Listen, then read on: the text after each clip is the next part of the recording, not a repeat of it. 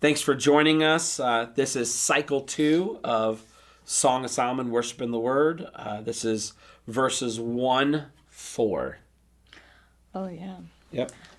So the title of this is... The title is You Draw My Heart into Joy. Mm-hmm. In partnership. We'll talk about that. You'll see. Yeah. So, verse 4, draw me after you, let us run. The king has brought me into his chambers. We will exult and rejoice in you, Jesus. We will remember your love more than wine. Rightly do the people love you. Yeah, so kind of the themes that I think relate to this is, grace precedes pursuit. Meaning that there's the grace of the Lord, that it takes God to love God is one of the things that we'll talk about. He draws us before we run. And he leads and we follow. Like this is all about the wooing, as people would call it, right? The wooing. And so the main points are 1, the draw me. And we all know this because we all know 1 John 4. And this is a scripture almost everybody could I'll start it and everybody could finish it, which is we love because he first loved us. And we can see that there is, again, that this is kind of after we've experienced, if this is the journey of the heart, after we've experienced, that's when we start to, because before this, it's not him really doing anything. But we have this grace in us to even ask.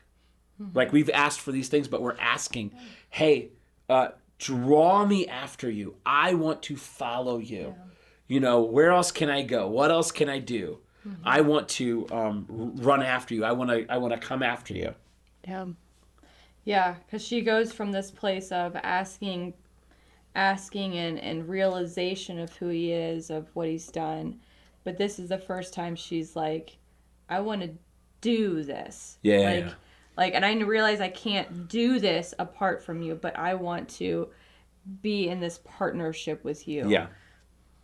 Yeah, and so... I do think I think they said this, but it's it takes God to love God, and this is that first stage of I'm realizing, and we'll see it even more in the next one. But I realize I need God to love God. Yeah, and He's going to be the one that experiencing the tender affections for the Lord, getting a taste of it, makes me go, I want more. I want more of it. I've had a little bit of it. I want a lot more of that. I want more of this. Yeah. And then so the next point is not just I don't want you just to draw me. I want to run with you. Yeah. I want to be doing the things. I want to be, the drawing is not just so I can go from point A to point B. The point is I realize that in my current place, I'm not with you where you are. Yeah. Right? Like Jesus prayed. I pray in the high priestly prayer, John 17, that these people would be with me where I am at, right? They would be with me where I am at. And so I don't just want to be asked the Lord to draw me. I want to run. Let us run. And grace, this is an important truth, is that grace does not, grace produces movement. It doesn't produce passivity. Yeah. Like grace causes us to want to move. Right. Not just want to sit back and just be lazy and this, that, the other. But it actually would grace causes us to want to partner with the Lord and do the things that he's actually wanting to do. Yeah. Yeah, because it's transformative. It's not just me, myself, and I, and we're just eating grapes, but it's I want to be with you, and where you are is he's active. Yes. Yeah, he's not just static and just sitting somewhere. And I think about that. I heard somebody, I don't know exactly who said this quote, but grace is willing to accept you in any place, but is not willing to leave you there. Yeah. Right? Like it will take you at any state, but it won't leave you in the state that it finds you. It can't. And so grace always is trying to move forward. It's always trying to create something new. Yeah. So we asked to be drawn. We want to run together. And it says, and so at that point, because he's like, let us run together, draw me, it says he brought me into his chambers. The king brings the believer into his personal nearness by his own work. Yeah. And I think of the chambers, like in my brain always goes to this. The chambers being like not just the outer courts. Yeah. Not just the inner courts, but the inner courts are, as they're called in the Old Testament, the Holy of Holies, the most inner place that was considered to be where the throne of God rested, right? It was where the throne of God lived. That the Ark of the Covenant was the footstool of the throne of God. And so not only do we have this physical place that we can think of the Holy of Holies, but think about the inner chambers are the inner place of the heart of God. And that I love the fact that he's the one. He said, draw me and let us run. And it says, and he brought me. I didn't just go. He brought me in. He ushered, think about it like that. He ushered me into the deepest places of his heart. He brought me in and ushered me in and gave me access. So we even think about how he made a way, right? He cut the veil, opened it up, led us right into the Holy of Holies, the most holy place. Mm-hmm. Yeah. Really, basically, so I was going to say, but it does make me think of. I know. Well, say it again. You'll say it better. No, it's like the king has brought me into his chambers. He is the one who has given me access. Yeah. Right? That's it. He is the one who tore the veil.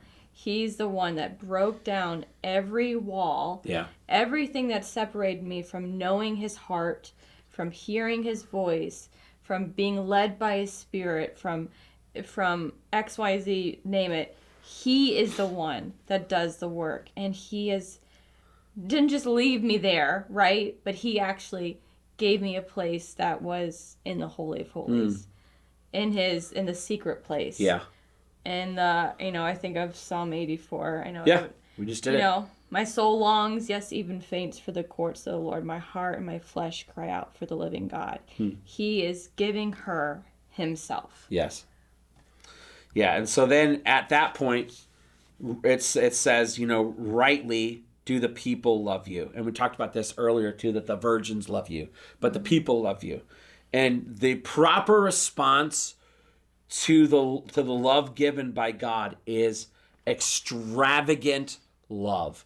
So it's the proper response. The love that he gives, the proper response to that is a love in return. The proper response is, I'm going to, because I've experienced for him who has loved much, right? For he who has forgiven much, he will love much. He's going to love much. There's that exchange that happens, because when this thing happens, well, if this thing happens, what goes up must come down. If someone is loved, they will love in return. At least that's proper. Like that, when they say rightly, that's like the correct thing. You got anything with that? No, that's good. So I have a little personal anecdote, which I think is pretty funny. And so it was related to Rachel and I's wedding.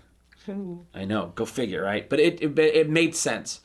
And so the idea of extravagant love, the extravagant is above and beyond, and maybe a little silly, maybe a little goofy. A little extra. Little, as they would say, it's not basic, it's extra. And so I remember she was giving me all of the bills for all of the stuff. So pictures, dress, come on. Flowers. She was giving me all of these like invoices. Okay, here's something else you got to pay for. Okay, pay for this, pay for this, pay for this. And I'm just like, okay, there's another 1,000. There's another 1,000. There's another 1,000. There's another. And it was like thousands and thousands and thousands and thousands of dollars. And I'm, and at the time, I'm this missionary guy. I don't have very much money. I have a little bit of money. I have a little bit of money that I have, but I have this money, and I'm just like, oh my gosh. And I remember kind of complaining a little bit to the Lord. Like, it's just me and Jesus, right? This is me and Jesus, and I'm sitting there with bills, and I'm just like, oh my God, literally. Oh my God, what is all of this? And I'm just like, what? I'm like, what a waste of money. I remember thinking this. What a waste of money. I could use this. We could use this as like a down payment on a house. We could just elope. Use this on a down payment of the house. We could have extra money for savings, blah, blah, blah, blah. And I remember, like, as, like, my thought, do you know what I mean? As you're having a thought, and you're, like, halfway through a thought, like, it's, like, right over that edge. I'm having the thought. I feel like the Lord bling, just flicks me right in the, right in the head. And, yeah, it's Harry. It's Harry. Harry Schrader's flicking me right in the ear. And it's like, you better stop, Nathan. And I'm like, okay, I'll chill out. And I feel like he's flicking me. And the Lord was like, no, it's extravagant. Like doing this stuff for your bride is extravagant. And he goes, this is how I feel about you. It's not a waste. It's extravagance. And so I just was like, after that, I had a little bit of a different maybe view of things. I get, again, as most of you know, I get spanked by the Lord a lot. And he's like, nope, don't you say that, Nathan. You think that's a good idea, but it's a terrible idea. And he'll just swiftly, and I'll go, yes, sir, yes, sir, yes, sir. You got it. Yes, sir, I understand. And so it's right that we would be extravagant before the Lord. So we have a few cross references that will kind of help with this scripture. So starting in John 6:44. Yeah, no one comes to the Father unless the Father draws him. And in James 4:8, it says, we know this one, that as we draw near to God, he will then draw near to us. That there's this, we move a little bit and he moves even more. Luke 15, verse 20, Oh, yeah. It's the story of the father running towards the prodigal. Which, again, it's the little bit of movement of the son just dragging himself, but then the father running. The son crawling and the father running. Yeah. And then we have Psalm 119:32. I love this one. It says, I will run in the way of your commandments. I'll run, and just like it said that, the commandments, I will run in the way that you have created for me, Lord. I will run and really do that. And then Hebrews 12, verse 1. Let us run with endurance the race that is set before us. Yeah, and so we have, this is a fun one. So we have Augustine, not Augustine, right? Tomato. Oh, how dare you? Someone's gonna get mad out there and be like, how dare she? Augustine, no. Augustine's an island. Augustine is a saint. Okay. And Augustine of Hippo says, give what you command and command what you will. And then John Wesley, one of his big thoughts was he would say, prevenient, which is an interesting word, right? Yeah. Prevenient grace awakens and enables response. So prevenient grace is before we even decide anything. It's before. Before the evidence is there, right? Yeah. Before we even have anything. The grace that comes before that, it actually awakens and enables us to do that. The grace of God. I look at like wind that comes behind us. I was going to tell a short little story, and I mean, you know this one. Right? And just kind of an illustration of just a calling and a drawing and a running. And so our son, our little guy, he is our number 5. And we were at, I don't remember, it was at a grocery store. Where were we at? We were at the zoo. The zoo. Oh, that's right. We were at the zoo. Oh, buddy boy. So we were at the zoo, and he somehow, in little giddy fashion, found himself where we weren't. We were somewhere else, and he was somewhere. We had kept moving. He had stayed. We probably had asked him to come with us, and he didn't. And then all of a sudden, I saw him. I think it was you or I saw him walking around and looking around, and I yelled at his name. And he stood there and started running. He was crying a little bit because he was really upset. But he ran when we called him. He ran to us. And now, funny enough, every time we go any place in public now, hopefully he's not too scarred. Hopefully we can deal with this. But he will be the first one, if we're going out anywhere, he will grab my hand and just hold on to it for dear life. Like he's like, oh, but just as an illustration that, he was called, he ran, and he stayed, and he was just wanting to be with us. So that is verses 1-4 which is cycle 2, and the next one will be cycle 3.